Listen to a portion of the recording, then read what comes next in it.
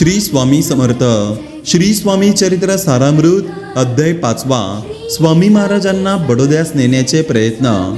स्वामी अक्कलकोटास आल्यानंतर त्यांच्या अद्भुत लीलांचा कीर्तिसुगंध जगभर दरवळू लागला.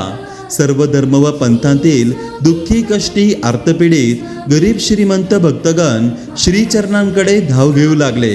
देशोदेशीचे राजे महाराजे मालोजी राजांच्या भाग्याचा हेवा करू लागले. बडोद्याचे राजे मल्हारराव गायकवाडांना तर स्वामींना बडोद्यातच बोलावून घ्यावे असे वाटू लागले.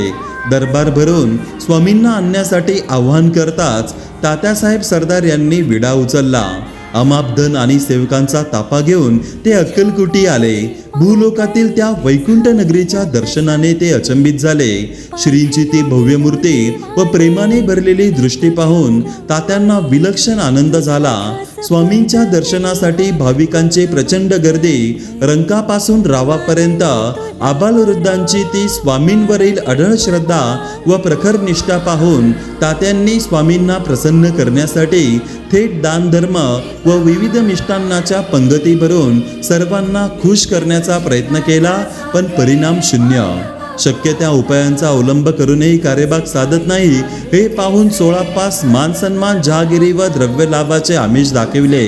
सोळाप्पाने श्रींना आपण बडोद्यास आल्यास मला मान सन्मान व जहागिरी मिळेल असे सांगितले.